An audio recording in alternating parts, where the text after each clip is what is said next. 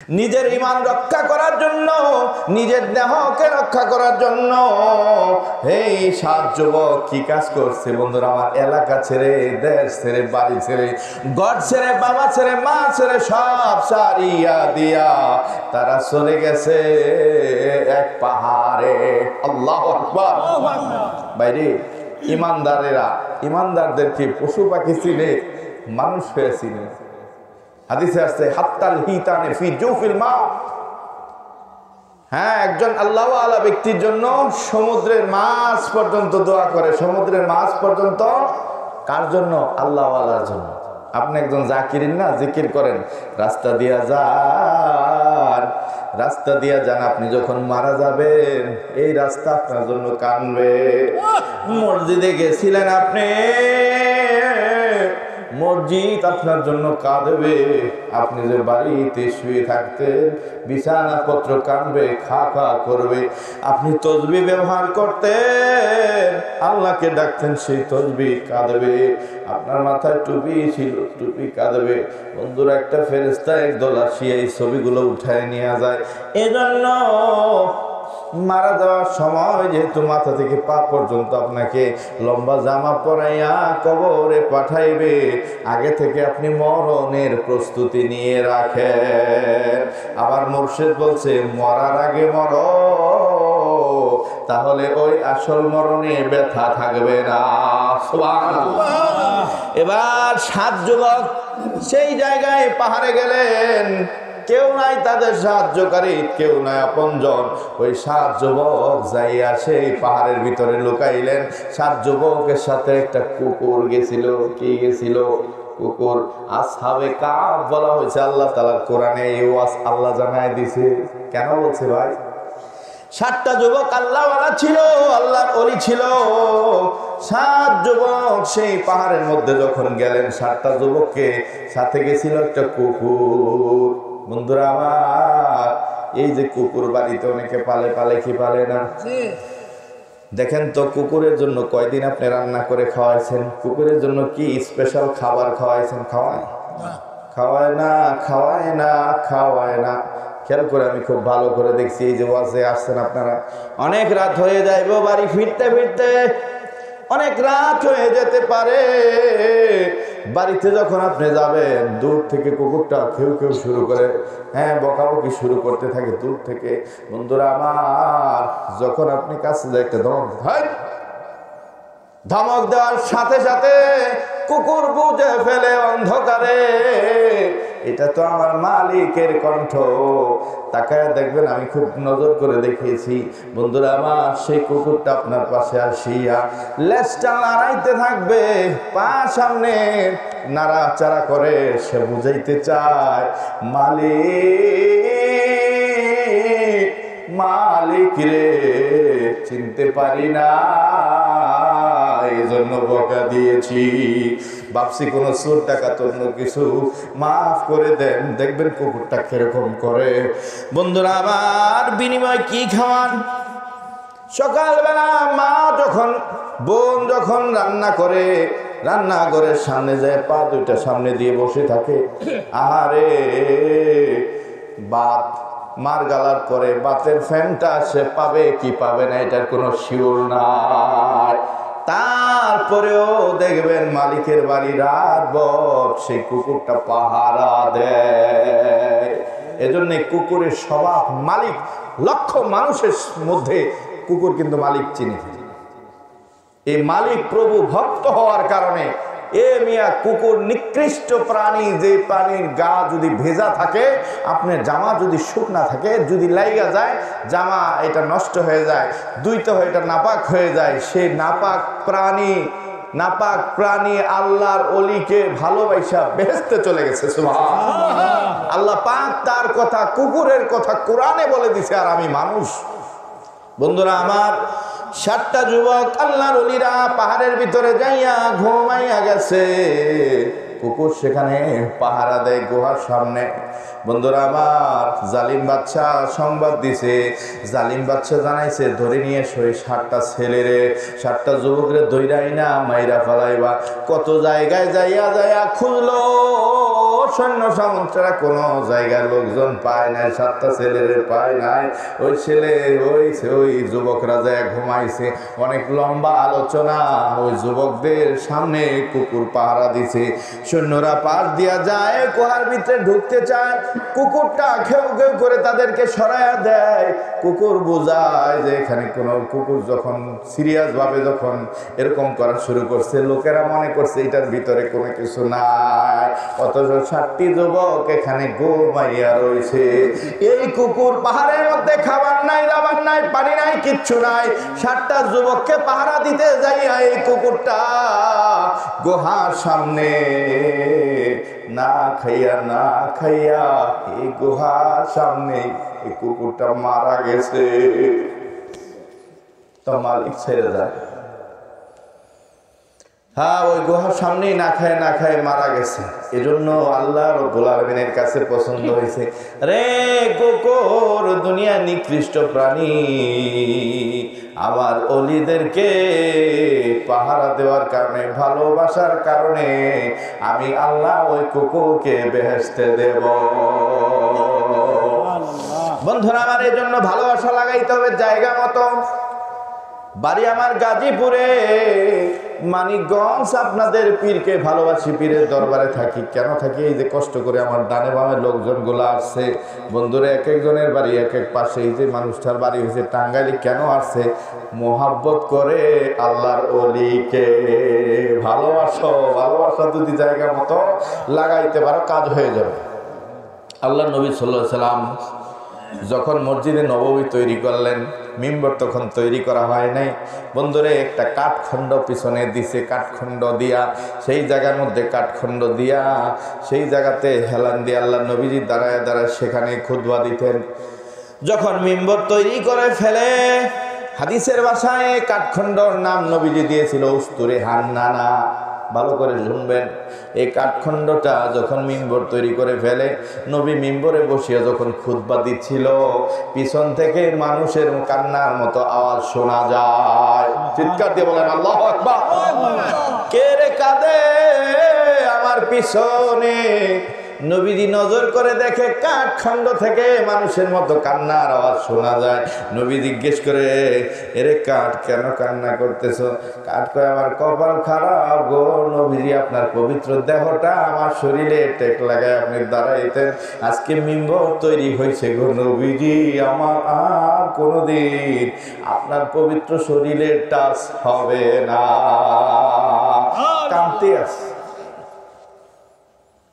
আল্লাহ নবী বলে, কি চাও কাঠ? তুমি কাঠ আবদার করে ফেলেছে। নবী গো, কিচ্ছু চাই না।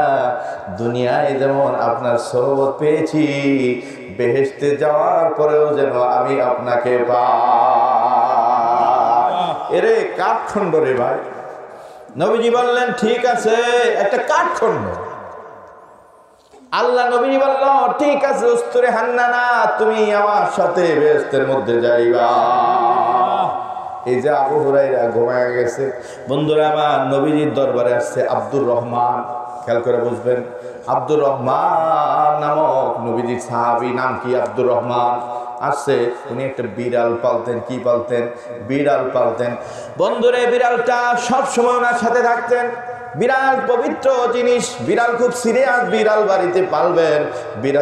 বিড়াল এমন এক সিরিয়াস জিনিস, আপনার বাড়ির আশেপাশে যদি কোনো অনিষ্ট জিনিস আছে, যেমন জিন ভূত আছে, এগুলা যদি আপনার বাড়িতে আসে, বিড়াল কিন্তু তাদেরকে মার্ক করে ফেলে। বিড়াল সাপ আপনার বাড়িতে ঢুকতে দেবে না, জিন ভূত আপনার বাড়িতে ঢুকতে দেবে না। বিড়াল খুব পোষা প্রাণী। বন্ধুরা আমার, আব্দুর রহমান বিড়াল পালতো। অনেক সময় কোলে রাখতো, অনেক সময় সাথে থাকতো। চাদর মুড়ে দিয়া শীতের মধ্যে যাইতেছিল, বিড়ালটাও সাথে, জায়গা ছাড়ে না। বিড়ালটাও সাথে। এবার রওনা দিছে কোন জায়গায়? আপনার নবীজির দরবারে। নবীজির সামনে যায়া যখন বসছে, আব্দুর রহমানের কোল থেকে বিড়ালের বাচ্চাটা ফুস করে বের হয়ে যায়। নবীজির রসিকতা করিয়া, বিশ্ব রসিক ছিল আল্লাহ নবী সাল্লাল্লাহু আলাইহি সাল্লাম। জোরে বলেন সুবহানাল্লাহ। উনি নাম হয়েছে আব্দুর রহমান। কুল থেকে বিড়ালের বাচ্চা যাওয়ার কারণে নবীজি মস্কারা করে ডাক দিছে, ইয়া আবু হুরায়রা। কি বলছে? ইয়া আবু হুরায়রা শব্দটা আরবি, যার বাংলা হয়েছে হে বিড়াল ছানার পিতা। ওখান থেকে আব্দুর রহমানের নাম হয়ে যায় আবু হুরায়রা। আবু হুরায়রা আজ পর্যন্ত বন্ধুরা আমার তার নাম হয়েছে আবু হুরায়রা। হাদিস শরীফ খুলে দেখেন, যদি 100 হাদিস থাকে তার মধ্যে 90টা হাদিসই উনার হাতের লেখা। হাদিসে আছে আন আবি হুরায়রা রাদিয়াল্লাহু তাআলা আনহু قال রাসূল সাল্লাল্লাহু আলাইহি সাল্লাম, বারবার আসছে যখন ফুসকুরা বিড়াল গেছে উনি শর্মা পড়ে গেছে, নবী কয় চিন্তা করিস না রে আবু হুরায়রা, বিড়াল তোমারে ভালোবাসে, বিড়াল তোমারে ভালোবাসে, বিড়াল তোমারে ভালোবাসে, তুমি আমারে ভালোবাসো, তুমি আমার দরবারে আসছো, তোমার সাথে বিড়ালটাও আসছে রে আব্দুর রহমান, কথা দিলাম রে এই বিড়ালটাও তোর সাথে বেহেশতে যাবে। এজন্যই বন্ধুরা আমরা যারা আছি, মান তাশাব্বাহা বিকওমিন ফাহুয়া মিন, যে দুনিয়াতে যার সাথে ভালোবাসা করবে হাসর নাসর তার সাথে হবে। সুবহানাল্লাহ।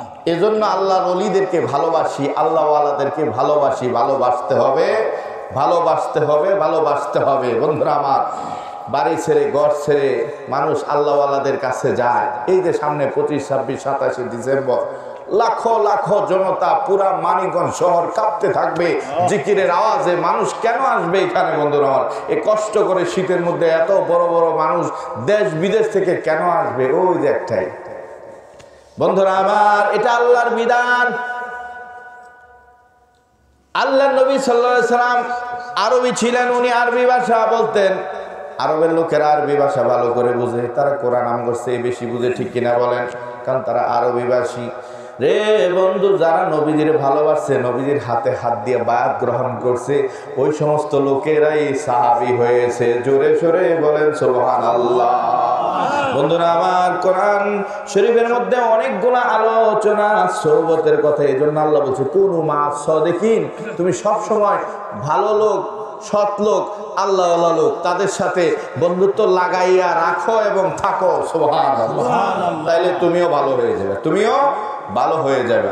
নবীজির দরবারে একজন মেয়ে আছে, অল্প বয়সী, গরিব মানুষ। এই মেয়েটা আসিয়া নবীজির কাছে নতুন মুসলমান হইলেন, গরিব মানুষ, নবীজির হাতে মুসলমান হইলেন। বন্ধুরা আমার, নবীজি তাকে সবক দিয়ে দিলেন। কি সবক? সবক হয়েছে ওই একই সবক, লা ইলাহা ইল্লাল্লাহু মুহাম্মাদুর রাসূলুল্লাহ।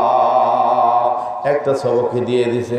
বন্ধুরা আমার, মেয়েটা নবীজির কাছে সবক পাইয়া বাড়ি যাইয়া, তখন নামাজ নাজিল হয় নাই, রোজা হজ যাকাত নাজিল হয় নাই, বাড়ি যাইয়া সকাল সন্ধ্যায় জিকিরটা করে লা ইলাহা ইল্লাল্লাহ, লা ইলাহা ইল্লাল্লাহ, লা ইলাহা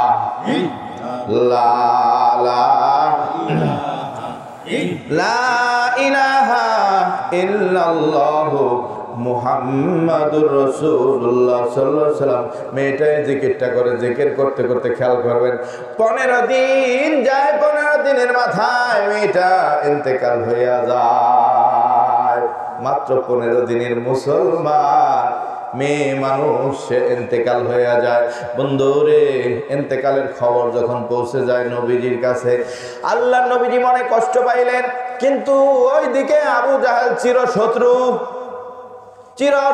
আবু জাহেল, সে আবু জাহেল যাইয়া মেয়ের মারে বুঝাইছে, ও মেয়ের মা, এত অল্প বয়সে তো মেয়ে মারা যায় না, তুমি মুহাম্মদের কাছে পাঠাইছো, মুহাম্মদ তো বিশাল বড় জাদুকর। জোরে বলেন নাউজুবিল্লাহ। জাদু শিখতে যাইয়া জাদুতে পেছলাইয়া তোমার মেয়ে মারা গেছে। মেয়ের মা মুসলমান হয় নাই। আবু জাহেলের কথা সে কানে নিছে। মেয়ের মা রাগ হইয়া যাইয়া রাসূলের দরবারে মন খুলিয়া যত মনে চাইছে নবীজিকে গালি গালাজ করছে। বন্ধুরা আমার, দয়াল নবীজি কোনো উত্তর দেন নাই। নাই। আল্লাহ সহ্য করেন নাই, জিবরাইল পাঠাইছে, ও জিবরাইল যাও, ওই মহিলার কত সাহস আমার বন্ধুকে গালিগালাজ করে এটার উত্তম জবাব দিয়ে আসতে বলো। বন্ধুরা আমার নবীজিকে বললেন, আল্লাহ নবীজি গালি দেওয়ার জবাবের ভাষা জানতেন না, গালি দেওয়া বলতে আল্লাহ রসুল জানতেন না। জিবরাইল আয়েশা যখন বলল, নবীজি বললেন, দুনিয়ার যে কোনো মানুষের ছেলে হোক মেয়ে হোক যদি মারা যায়, বাবার কাছে মার কাছে খারাপ লাগবে কি লাগবে না? মহিলার খারাপ লাগছে, এই জন্যই মহিলার খারাপ লাগছে, আমাকে বকাবকি করছে, কোনো সমস্যা নাই। বন্ধুরা আমার, আল্লাহ নবীজি মাইনা নিছে, কিন্তু দেখা যায় জিবরাইল সালাম বলল, নবী আপনি উঠেন, আপনি যান মহিলার বাড়িতে। মহিলার বাড়িতে গেলেন, মহিলার বাড়ি যাইয়া এবার জিজ্ঞাসা করে, নবীজি কয় জিজ্ঞেস করেন তার কবর কোথায় দিছে। মহিলার বাড়ি যাইয়া নবীজির দেখে মহিলা আরো সেইটা গেছে। এইবার নবীজি জিজ্ঞেস করলো, আপনার মেয়ের কবরটা কোথায় গো মা? মা বলতেছে, মুহাম্মদ আমার মেয়ের তুমি মারছো, এবার আবার কবর দেখতে আইছো। নবী কয়, মা গো কবরটা একটু দেখাইয়া দে। আল্লাহ নবীকে দেখাইলেন ওই যে খেজুর গাছ, ওই খেজুর গাছের নিচে আমার মেয়ের কবর দিছি। নবীজি সেইখানে গেছে, বুখারীর মধ্যে আলোচনাটা আসছে। সেইখানে যাইয়া আমার নবীজি কবরের পাশে দাঁড়ায় সালাম দিছে, আসসালামু আলাইকা ইয়া আহলাল কবর। ঠিক না বলেন? ও দোস্তরা, বাবা মা আত্মীয় স্বজন মুর্দাদের কবরের পাশে যাইয়া সালাম দিবেন, দোয়া করবেন, তাদের জন্য দোয়া করবেন, জিকির করবেন, কোরআন তেলাওয়াত করবেন। নবীজি আমার মেয়ের পাশে যাইয়া যখন সালাম দিলেন, বললেন, এ মেয়ে কবর থেকে ওঠো। আল্লাহু আকবার, আল্লাহু আকবার। সাথে সাথে মাটি দুই ভাগ হয়ে যায়। সুবহানাল্লাহ। মেয়েটা সুসজ্জিত সুন্দর পোশাক পরিয়া মেয়েটা কবর থেকে মুচকি হেসে হেসে কবর থেকে উঠে দাঁড়াইতেছে। নবীজিরে জিজ্ঞেস করলেন, কেমন আছেন গো নবীজি? ও নবীজি, সত্যি আপনি আল্লাহর নবী? আপনি যে আমাকে বায়াত গ্রহণ করিয়েছিলেন, বায়াত করেছিলেন, আমি যে মুসলমান হয়েছিলাম, আর মা আমাকে যে কালমা সবক দিয়েছিলেন গো নবীজি, আমি সবকটা সারি নাই, অনেক ভালো লাগতো জিকির করতে, আমি সবসময় জিকির করতাম। নবী আপনি কবরের কথা বলেছেন, কবর সত্য। শুনেন, আমি যখন 15 দিন মারা গেলাম, মারা যাওয়ার পরে আমার কবরস্থ করিয়া মানুষ যখন চলে যায়, কবরের মধ্যে দুইজন ফেরেশতা আসে, এসে আমার জিজ্ঞেস করে, মার রব্বুক, আমি রব টুব জানি না, চিনি না। আমি তাদেরকে উত্তর বলে দিছি, লা ইলাহা ইল্লাল্লাহ, লা ইলাহা। বন্ধুরা আমার, মেয়েটা বলল, আমি রব কি জানি না, প্রশ্ন করছে, আমি রব বলতে এতটুকু বুঝি, লা ইলাহা ইল্লাল্লাহ। যখন আমি শুনাই দিলাম, তারা মেনে নিল। দ্বিতীয় প্রশ্ন আমার করে, মান নবী, তোমার নবীকে? আমাকে যখন এই প্রশ্ন করলেন, আমি তখন চিন্তা করলাম, আরে আমার সুন্দর চেহারা নবী যদি এখন দেখাইতে পারতাম, ফেরেশতা আমার নবী দিলে যদি দেখাইতে পারতাম। বন্ধুরা আমার, মেয়েটা কই কত সুন্দর আমার নবীজির চেহারা, নবীর কথা জিজ্ঞেস করার পর নবীর চেহারা মনে হয়ে গেছে। বন্ধুরা আমার, মেয়েটা কই মনে মনে খেয়াল করতেছিলাম, হঠাৎ করে তাকায় দেখি গো নবীজি আপনি আমার কবরের ডান পাশে দাঁড়া। আমি ফেরেশতাদেরকে বললাম, মেরে ফেরেশতা, হাযা সাইয়্যিদুনা, ইনি আমার নবী, ইনি আমার নেতা। আল্লাহু আকবার। তারপরে আর প্রশ্ন করলো না। স্বামী তো হাতিফান, আমি গায়েবী থেকে আওয়াজ শুনলাম, কে জানি ডেকে ডেকে বলে, মেয়েরে আর ডিস্টার্ব করো না, এই মেয়েটা আমার বন্ধুর ভক্ত। বন্ধুরা আমার, এই মেয়েটাকে আর প্রশ্ন করলেন না। কিছুক্ষণ পরে দেখলেন কবরের মধ্যে সুসজ্জিত বিভিন্ন পোশাক পাতি নিয়ে আসে। মেয়েটাকে কাফনের পরিবর্তে বেহেশতের পোশাক পরানো হয়েছে। সেই কবরের মধ্যে বেহেশতি বিছানা বিছানো হয়েছে। কয়, নবীজি গো, আমাকে সেই বিছানায় বললেন শুয়ে পড়ো। এত সুন্দর বিছানা জীবনে শুই নাই, দেখি নাই। তাকে দেখেন গো, বেহেশতি জামা তখনও পরা ছিল। এত সুন্দর জামা জীবনে দেখি নাই, এরকম বিছানা পাই নাই। গায়ে দিয়া বিছানায় সাথে সাথে শুইলাম। হুরিরা আইসা আমার হাত টিপে, পা টিপে, মাথা টিপে, সাথে সাথে আমি ঘুমাইয়া যাই। কিছুক্ষণ পরে ফেরেশতা আইসা কয়, এ মেয়ে উঠো, দিনের নবী তোমার কবরের পাশে আইছে। ও নবীজি, আমি এইটা আমার কারগুজারি, আমি উঠলাম, এই যে আমি আসছি। এখন নবীজি আপনি বলেন কেমন আছেন? নবী কেমন আছে বুঝুন তো ঠেলাটা। মহিলা তো বকতে বকতে দফা রফা বানায় হয়েছে। এবার আল্লাহ নবীজি বললেন, মা গো, মেয়ের মা তো দৌড়াইছে, মেয়ে দেখে, ও মা আপনি যদি হুকুম দেন আমি এখন আপনার মেয়ের জন্য আল্লাহর দরবারে দুটি হাত বাঁধবো, আল্লাহ পাক আপনার মেয়ের হায়াত আবার দিয়ে দিবে, কোনো সমস্যা নাই। আপনি তোমাকে বকাবকি করছিলেন, আমি মেয়েরে ফেলাইছি। ও মা, মরা জীবিত সব কিছুর মালিক আল্লাহ। মাইরেই যদি থাকি তাইলে এখন আমি আল্লাহর দরবারে দোয়া করব। মহিলা কয়, মুহাম্মদ বুঝতে পেরেছি সত্যি আপনি নবী। নবীজি আমার মেয়ের জন্য দোয়া করতে হবে না। কয় কেন?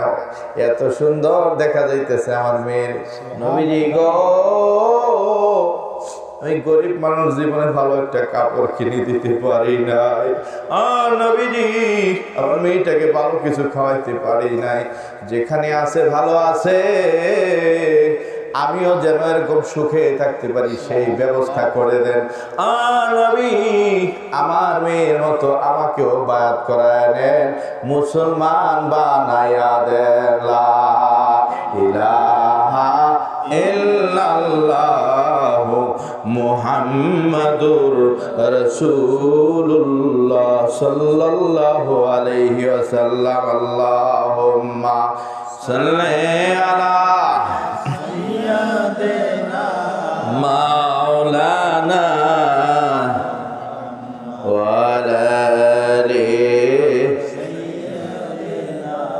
মাওলানা। বন্ধুরা আমার, নবীজির কথা বলেছিলাম, ওই যে বোন সাইমা লালন পালন করতো, ছোট্ট ছিল, 5-6 বছর লালন পালন কইরা আবার বাবার বাড়িতে এনে দিয়ে গেছে, মনে আসেনি? বন্ধুরা আমার, দিয়ে যাওয়ার পরে এইবার বাচ্চারা বিকালবেলা হইলে খেলাধুলা করতে যায়। সব বাচ্চাদের বাবারা আসে, মায়েরা আসে, তাকে নিয়ে যায়। কারণ বাবারা এই ছোট বাচ্চাদেরকে বেশি বেশি নিয়ে চলাফেরা করে, ঠিক কিনা বলেন? ছেলে বাচ্চাগুলো বাবা বাজারে গেলে হাত ধরে বাজারে যাইতে চায়, বাবা যদি ওয়াজে যাইতে চায় ওয়াজের সাথে আসতে চায়। ওই দেখেন ছোট্ট বাবু আসছে, ওয়াজের মধ্যে আসতে চায়, চোখটা কিরকম টকবক করে, কোনো ঘুম নাই, কোনো কিছু নাই। এরকম বাচ্চা আল্লাহ নবীজি খেলাধুলা করে বিকালবেলা, বাবারা আইসা সন্ধ্যার সময় নিয়ে যায়। খুব মনোযোগ, শেষ কথা আমার, আল্লাহ নবী সাল্লাল্লাহু আলাইহি সাল্লাম সেই জায়গার মধ্যে ছিলেন। লক্ষ্য করলেন উনি তো 10 জন বাচ্চার মতো না, তাম পৃথিবীর শ্রেষ্ঠ বাচ্চা, শ্রেষ্ঠ সেন্সিবিলিটি লোক। বন্ধুরা আমার, উনি চিন্তা করলেন সবার বাবা আসে, আমার বাবা কেন আসে না? আমার বাবা কেন গো আসে না? মনটা খারাপ হয়ে যায়। সবার বাবা কোলে করে নিয়ে যায়, আমার তো কোলে করে কেউ নেয় না। মন খারাপ কইরা পাহাড়ের পাশে দাঁড়ায় রয়েছে, গাছের নিচে বসে বসে চোখের পানি জল জল করে কান্দে, আমার বাবা তো আসলো না। মানুষে আইসা খবর কয়, আমেনা, আমেনা রে, যা যা, যে দেখ তোর বাচ্চা সন্ধ্যা হয়ে গেছে, পাহাড়ে বসা, মনে হয় তারে বাঘ ভাল্লুকে খাইয়া বলাইছে। আমি না কই, কার বাচ্চারে বাঘ ভাল্লুকে খাইব? কোন বাচ্চারে বাঘ ভাল্লুকে খাইব? জাননি, আমার মুহাম্মদ যখন আমার গর্বে,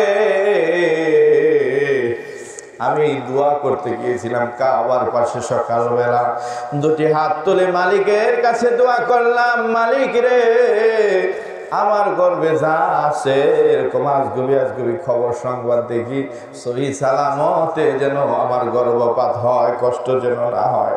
কাবার পাশে যাইয়া সকালে কোনো মানুষ নাই, জন নাই, কিছুই নাই। হঠাৎ করে নজর করে দেখে বাঘ এবং হরিণ 2টা আসতেছে। পাহাড়ের দিক থেকে বাঘ এবং হরিণ দুইটা খেলা করতে করতে আসতেছে। বন্ধুরা আমার, পৃথিবীর ইতিহাসে নাই বাঘ আর হরিণ খেলা করে। হরিণ পাইলেই তারে বাঘে ধরে। বাঘ হরিণ খেলা করতে করতে পাহাড় থেকে আসতেছে। নবীজির মা লক্ষ্য করে দেখে কি অবস্থা, বাঘ আর হরিণ খেলা করে। এমন খেলা জীবনে কোনোদিন দেখি না।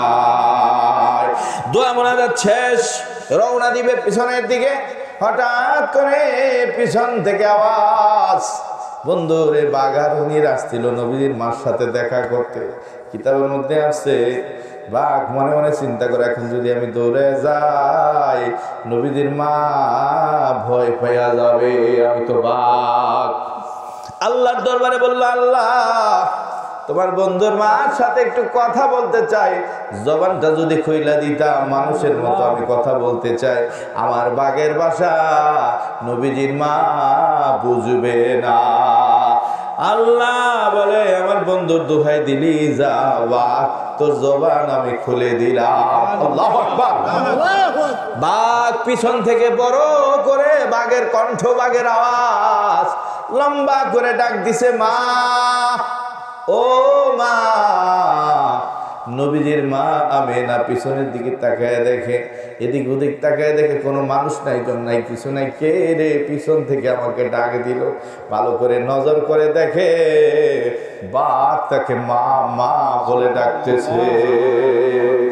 বন্ধুরা আমার, বাঘ বলতেছে, ভয় পায় না, আমি বাঘ, একটু কথা বলার জন্য, সালাম বিনিময়ের জন্য আমি কাছে আসতে চাই। ভয় পায়েন না গো মা, আমি আপনার কাছে আসতে চাই, আপনি একটু দাঁড়ান। বন্ধুরে, বাঘ আর হরিণ মাথা নিচু নিচু করে আস্তে আস্তে আস্তে আস্তে আসলেন নবীজির মায়ের কাছে। আসিয়া মানুষ যেমন মানুষকে সালাম দেয়, কদম বুসি করে, তেমনি ভাবে বাঘ তাকে সালাম দিলেন, কদম বুসি করলেন করিয়া। এবার বাঘ নবীজির মারে কয়, মা গো, আমার দিলে খুব ইচ্ছা ছিল, আসমানে খবর হয়ে গেছে জগতের নবী মুহাম্মদ আল্লাহর বন্ধু দুনিয়ায় আসতেছে। আসমান থেকে কয়েকবার ঘোষণা হয়েছে, এ জমিনবাসী শুনে রাখো, আল্লাহর দোস্ত দুনিয়ার জমিনের মধ্যে আসতেছে। বন্ধুরা আমার, বাঘ বলল, আমি সমস্ত প্রাণীদের লিডার, নেতা, টাইগার, আমি সমস্ত বনের রাজা। আমার পক্ষ থেকে একটু সালাম বিনিময়ের জন্য আপনার কাছে এসেছি। মা গো, মা আমেনা জিজ্ঞেস করে, বাঘ তুই কেমনে বুঝলি আমার কাছে আসতেছে? বাঘে কয়, আপনি যখন এখানে বের হইলেন, আপনার শরীর থেকে যে ঘ্রাণ আসতেছিল, ওই ঘ্রাণে বুঝতে পেরেছি এটা আখিরি জামানার নবীজির সুগন্ধ। এটা আপনার গা থেকে সারা দুনিয়ায় ছড়াইয়া গেছে। সুবহানাল্লাহ। বন্ধুরা আমার, বাঘ সালাম কালাম করিয়া কথাবার্তা বইলা চলে গেছে। মা আমেনা কয়, যেই বাঘ আমার গর্বে সংবাদ বলছে, সালাম দিয়ে গেছে আমারে, সেই বাঘ আমার ছেলেরে খাইবে, এটা হতে পারে না। নবীজির মা সন্ধ্যা হয়ে গেছে, পাহাড়ে গেলেন, যায় দেখে নবীজি মন খারাপ, পাহাড়ের মধ্যে বসিয়া বসিয়া কাঁদতেছে, বাবা বাবা বলিয়া। মা আমেনা কয়, আসো। নবীজি কয়, মা গো, প্রতিদিন তো তুমি আসো, সব বন্ধুদের বাবারা আসে, কোলে করে নিয়ে যায়, আমার আব্বু কেন গো আসে না? কি জবাব দিবে বলে? পেটে রাখেই তো চলে গেছে দুনিয়া থেকে। আল্লাহ নবীজির মা কোলের মধ্যে লইয়া রওনা দিছে, বাড়িতে আসে আর বুঝায়, মুহাম্মদ কান্দিস না, কান্দিস না, ঠিক আছে তোর বাবার সাথে দেখা হবে। বাচ্চা মানুষ কি বলবে, তারে বোঝানোর ভাষা নাই। বুঝায়, বাবারে কালকে তোর বাবার সাথে দেখা হবে, কালকে তোর বাবার সাথে দেখা হবে। মনে মনে কল্পনা করে, আমার স্বামী মারা গেছে কত বছর হয়ে যায়, আমার স্বামীর কবরটাও তো জিয়ারত করতে গেলাম না, কালকে যাই, ছেলে যেহেতু চাইতেছে যাব সেখানে। এই অনুভূতি নিয়ে নবীজিকে বলতেছে, মুহাম্মদ কালকে তোর বাবার সাথে দেখা হবে, তোর বাবার বাড়িতে নিয়ে যাব আমি। কালকেই দেখা হবে তোর বাবার সাথে। নবীজি মনে করছে সত্যি দেখা হবে। নবীজি বুঝ নিছে, বুঝ নিয়ে ঘুমাইয়া যায়। সকাল যখন হয়েছে নবীজির ঘুম ভেঙে যায়। আনন্দে আত্মহারা ফুর্তি। মাকে বলতেছে, মা গো তাড়াতাড়ি সাজায় যাও, আজকে আমার বাবার সাথে আমার দেখা হয়ে যাবে। কত আনন্দ! আরে আজকে আমার বাবার সাথে আমার দেখা হইব। আল্লাহর নবীর মা তাকে রেডি করিয়া কিতাবে আসছে। বন্ধুরা, সাথে একজন খাদেম নিছে, সাথে একজন খাদেমা, একজন দাসী নিছে। দাসীকে সাথে করিয়া, নবীজিকে সাথে করিয়া নবীজির মা রওনা দিছে মক্কা মদিনার মাঝামাঝি আবওয়া নামক জায়গার মধ্যে নবীজির বাবার কবর। রওনা দিছে ছোট্ট বাচ্চা নবীজি। রওনা দিয়া যাইতে যাইতে কতক্ষণ কোলে নিয়ে যায়, কতক্ষণ হাইটা যায়, কতক্ষণ কোলে করে নিয়ে যায়, কতক্ষণ হাইটা যায়। যাইতে যাইতে যাইতে যাইতে বন্ধুরা আমার কত দূর যাওয়ার পরে ছোট্ট মুখে নবীজির মার দিকে তাকায় জিজ্ঞেস করে, মা গো আমার আব্বার বাড়ি আর কত দূর, আর কত দূর আমার আব্বার বাড়ি। বন্ধুরা আবার নবীজি কিছুক্ষণ পরে পরে জিজ্ঞেস করে, আব্বার বাড়ি কোনটা? হঠাৎ করে নজরে আসছে কবরস্থান। নবীজির মা কয়, বাবা রে এই তো চলে আসছি তোমার বাবার বাড়ির কাছে। যখন বললো বাবার বাড়ির কাছে আসছি, নবীজি মনে মনে কল্পনা করে, আহারে ওইখানেই মনে হয় কবরস্থান, তো দূর থেকে বোঝা যায় না, ছোট্ট মানুষ কবরস্থান বুঝে না, এই জ্ঞান তার নাই। সে মনে করছে ওই যে ওয়াল টোয়াল দেখা যায়, হ্যাঁ কবরস্থানের ওয়াল দেখা যায়, ওইটার ভিতরে মনে হয় বাড়ি, আমার আব্বা মনে হয় ওই জায়গায় আছে। আমি ওয়ালের পাশে যে আব্বা করে ডাক দিব, আমার আব্বা বাড়ি হয়ে আসবে, আমার কোলে নিবে। হ্যাঁ, বাচ্চা এই পরিকল্পনা করতে করতে এখন আর কেউ দাঁড়ায় না, নবীজি একা সামনের দিকে রওনা দিছে। আল্লাহু আকবার। প্ল্যান করতেছে, আমি সেই ওয়ালের পাশে যাইয়া আব্বা বলে ডাক দিব, আমার আব্বা সেইখান থেকে বের হয়ে আসে আমার কোলে তুলে নিবি। বন্ধু রে, কিতাবের মধ্যে আছে, এবার আল্লাহ নবীজি এই প্ল্যান করে যখন আগাচ্ছিলেন, আল্লাহ বলে, জিবরাইল দুনিয়ার জমিনের মধ্যে যাও, যাইয়া আমার বন্ধুকে একটা কাজ করো। কয় কি কাজ? আমার বন্ধুর জবানটাকে বন্ধ করে দাও, যাতে কথা বলতে না পারে, বোবা হয়ে যায়। নাম্বার 2, আমার বন্ধুর মাথার চিন্তা চেতনাকে ঘুরাইয়া দাও।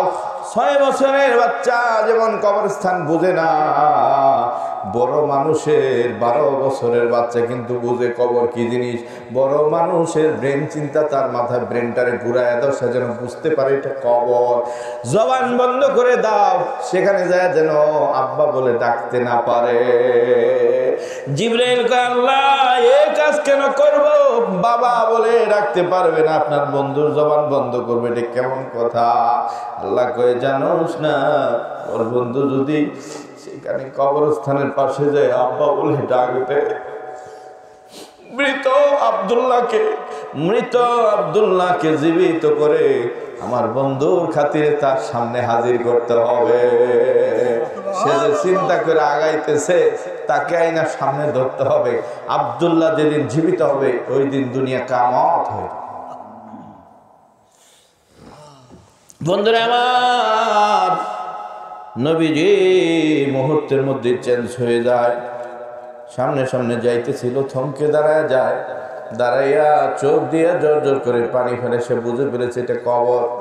পানি পরে পিছনে ফিরিয়া নবীজির মাকে কয়, মা সামনে আগায়, ছেলে পিছনে পৌঁছায় দাঁড়াইয়া আছে এক নজরে, কি হইল মুহাম্মদের? নবীজির মা সামনে আগায়, নবীজিকে কাছে নেয়। নবী কয়, মা গো,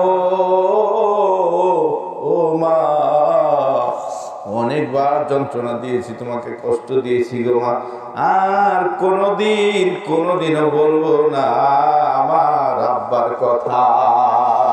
আমি বুঝতে পেরেছি মা, এটা আব্বার বাড়ি না, এটা কবরস্থান, যেই দেশে গেলে আর কোনোদিন ফিরে আসে না।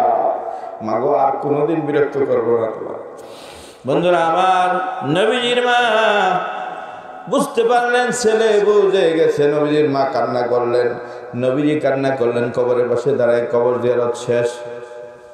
আল্লাহ বলে, জিবরাইল যাও, যাইয়া আমার বন্ধুর পাশে দাঁড়ানো আমার বন্ধুর মা আমেনাকে লাশ বানাও। এটা কেমন কথা?